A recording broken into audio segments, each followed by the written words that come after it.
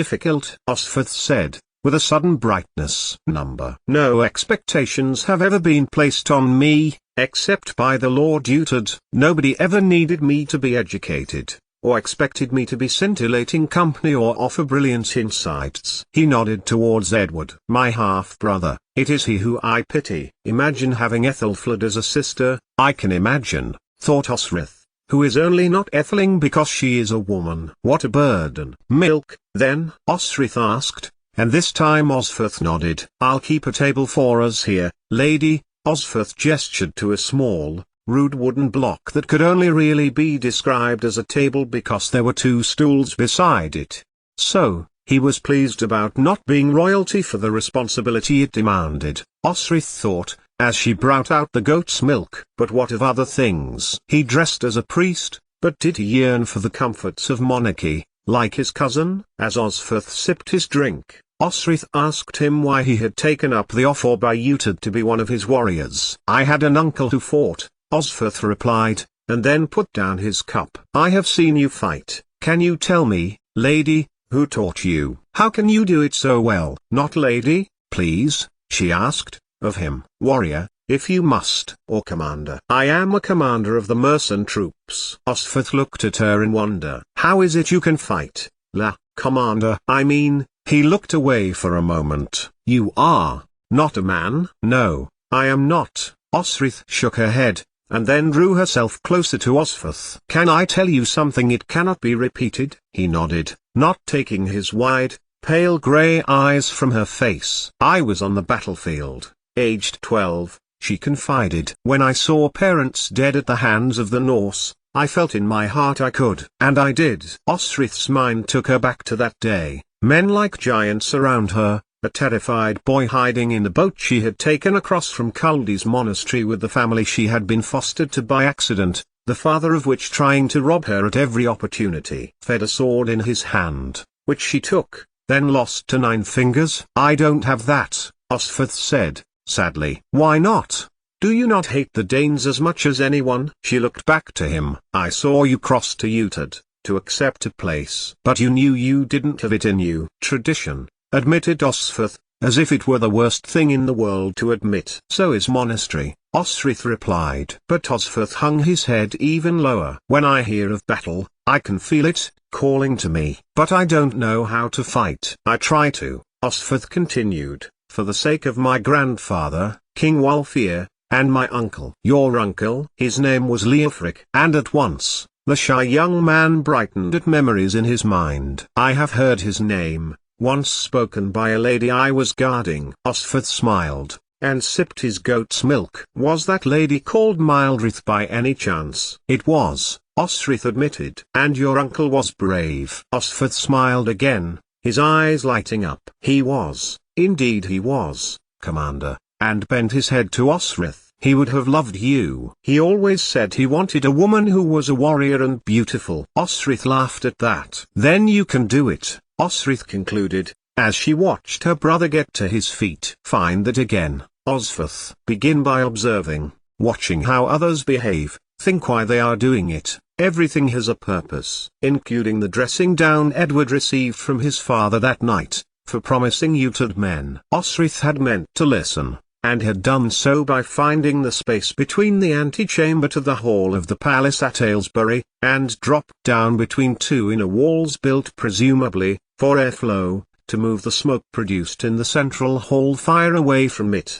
She had seen him enter, Boca just behind them, and saw the priest fold his arms as Edward stood up to Alfred. Osferth couldn't have been prouder of him for speaking to his father and, most importantly, speaking of his limitations. That was leadership, observing one's limitations as well as strengths, before orientating troops to stand for battle. The next thing, Osferth knew, was to actually march out. Where to? Osferth listened carefully, and the name of this fortress came to her ears. They had been there before. The battle was to be Beamflout. 88,888,888. The army mobilized that afternoon. Supplies were found, men saddled in the long marching column established. At the front, the King of Wessex, the Etheling, Steeper and the assembled Mercia lords. More Wessex soldiers were joining them on the way, and Osrith nodded with approval as she collected her armor and helmet of Mercia. He was meeting them before they got to Wessex or Mercia. Her brother was already going to be there to reduce their number. Edward's first command as acting king, while his father lived. It was a great move. Even greater was his speech. Edward put aside country and royalty, faction and hierarchy. Instead, he spoke to all men of their land, that had been worked by their fathers and their fathers' fathers, back into time. There was a love to the land, they were the land, Edward told every man before him, and they stood for those who could not fight in this war, who loved the land as much as they did.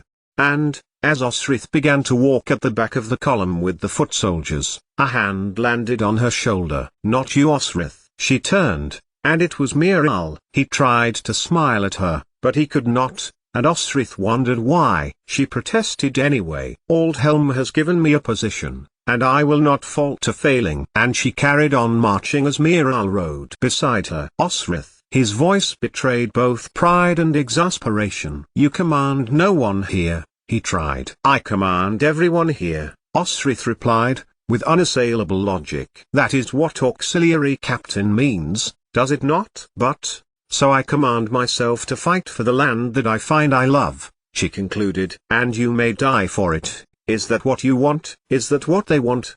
she asked. "A person does not live forever. I cannot be left behind." Miral. He slowed his horse a little, until he was trotting his horse just next to her, then slipped from the saddle. "Take my horse," he insisted, and Osrith found herself scrambling into the saddle of Morning Star, named so for his white patch on his forehead. She turned and watched Miral go back to the stable and bring out another horse, and they rode side by side next to the Mercian army, beyond Watling Street and into the land of the East Angles.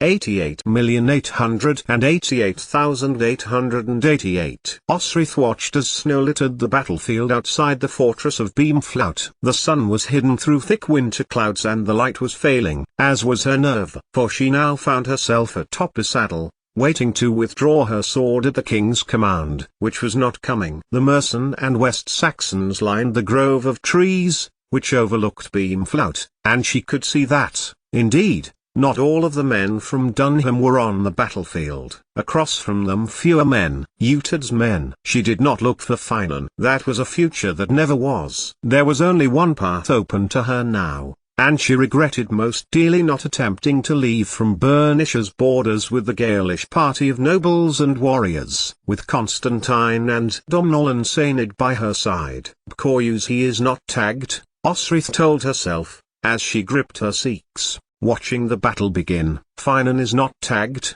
That future had closed. His oath was worth more than pursuing a life with her. And she vaguely wondered whether Agnar the Fearless had actually given Finan back his coin. Osrith blinked her eyes, trying to concentrate. The numbers were not on his side, but then, she realized, as Miral pointed back along the line and tidied up the stragglers, that were the numbers. Edward had done what he had promised. He had been a king. Yet, looking up the line, she could see Alfred, poker straight, Steeper on his right, hold firm as Edward became edgy. Why could they not engage? Osrith wondered that too, and her eye moved to the field. She was running. In her mind, she would join her brother, stand beside Finan. But she would never get to them, for the Danes had formed a tight circle around Utad's faction and were pressing them tight. Then at last, when Osrith thought she could take the tension no longer, Edward's voice called out to fight. The thunder of hooves was terrific as all men shouted and roared their advance. 2 hours before, and the column was taking up position in the trees. Food was eaten and rest was being had. Steeper had seen her and had strode over to her, his half-grin of bemusement on his features. "I had no instruction from Miral," Osrith began, putting her protest in before he had opened his mouth. "I am not just for skirmishes or guarding ethelings." Steeper had laughed. "Perhaps you didn't stay long enough in Wessex to find out what you are good for," Steeper said, patting Morning Star's flank. "I am content in Mercia," Osrith replied. "You have never seen me on a battlefield." "I have, here, on this battlefield." Steeper nodded towards Beamflout. "And then, He pulled Osrith towards him. Quite unexpectedly. The hug lasted no more than a second or two, and neither of them had anything to say after that. Now, charging towards the Danes, breaking the circle, it seemed to be one of those things that was important at the time, some kind of acceptance. Acceptance that she had chosen to fight with the Saxons, and not with the Danes, some of whom she must have sat and dined with at Dunham. The first Dane she killed flopped before Morning Star, whose hooves beat over the man's body. He whinnied as Osrith drew her sword arm around and sliced with menace at the Dane who was approaching on her left. Ahead of her, Osrith was fighting a brilliant battle, and had managed to stand Dane after Dane who got in his way, wielding his axe to great effect. There was little time to evaluate others' successes, however, and when Osrith swung towards another man, this caused her to slide from the ill-suited saddle and flop into the ground. She turned quickly, missing a hammer blow that would surely have ended her, and struggled to her knees, where Tagd's Sikhs caused a good deal of successful work to be done on the calves of two men who had hurried to her for an easy kill. Beside her, two West Saxons had managed to down 3 Danes, and were finishing them off with short stabs to the chest. One of them had his leg entangled around the leg of one of the men and he had been brought down, but quickly moved out of the way as another Dane swung back with his axe and then brought it down onto where the West Saxon would have been if he had not rolled out of the way, and the Dane instead landed his weapon into the stomach of his comrade. Beside her, a great cluster of allies were forming, like an informal shield wall as the Danes fought on 2 fronts, with no organization. Osrith called for the lines to be met, and an onslaught coming from the center struck the line. They had formed just in time, and the Danes met shield and might behind shield, blunting their attack. Sikhs poked between the interfaces between the shields, forming a lethal wall of spikes onto which the Danes could not help but fall back. Osrith called, and the onslaught happened again as another band of Danes attempted the same trick, inculcating the Saxons in their impromptu defensive stance by repeating and repeating the same instructions, to startlingly effectiveness. Beside her, though, more disorganized skirmishes were happening, and she spied Miral having difficulty with a huge, broad, yellow-haired Dane, who was beating her commander back and further back. There was little she could do herself, Osrith knew, but at least her blows could slow him down, so she ran to him, slipping a little in the bloody mud, which was beginning to become endemic throughout the ground layer, and she caught the Dane mid-shin with Tagd's Sikhs. It stopped his drive, at least, but this presented Osrith with a second problem. The Dane was now interested in fighting her, Osrith having injured him. And he struck, hard into her stomach, his knife driving into her ribs as she slipped over. 88,888,888. Beamflout was recovered. That was the first, and the only piece of news Osrith was interested in. Where she was, Osrith could only guess, and recognized the room as only that, with walls and a window. A thick, linen sheet was covering her. She had tried to move several times, but pain in her chest prevented her, and she lay quite still for some time, wondering where she was. Somewhere safe, obviously, Osrith's mind deduced, and somewhere she was wanted. Miral visited her that afternoon, and Aldhelm shortly afterwards. Beamflout was recovered, they told her, and it took a week of making sure she could move, and could stand, to ensure that Osrith was convinced in herself that, though she was injured, she was recovering. She would need her strength. And it was from that window, 2 weeks after Beamflout,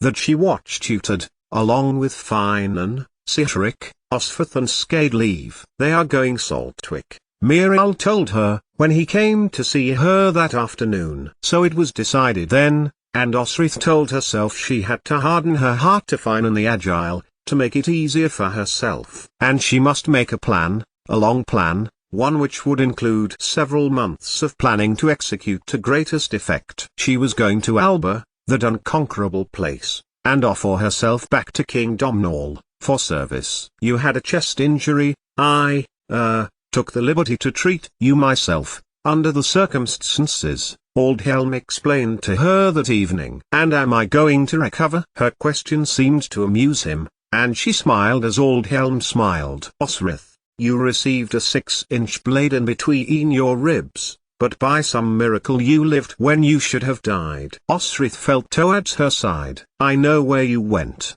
he added. Dunham? It is where Bukunthira went. He spoke of you to me. Does Lord Ethliard? He does not. And Osrith leaned forward, kissing Aldhelm's cheek. Thank you for being a friend, she added, and he nodded in acknowledgement, taking her hand. Then, his face took on a grave expression. He dropped Osrith's hand, turned as if to go, and then turned back. If you had to choose, Osrith, between Ethelfled and Ethliard, for the good of Mercia, Osrith stared back at him. There was no question in her mind, at all. I would choose Alfred's daughter, Lord Aldhelm. Aldhelm held her gaze for a second, then closed his eyes as he nodded briefly at Osrith. He made it to the door before he turned and looked at her again, and smiled, half-heartedly. Osrith waited for the news, wondering how bad it was going to be. You have new orders, auxiliary captain, he added. You are to leave for Wessex, under Ethliard's orders. You retain your position but are to serve him there for the time that we annexed in Winchester. Bad then,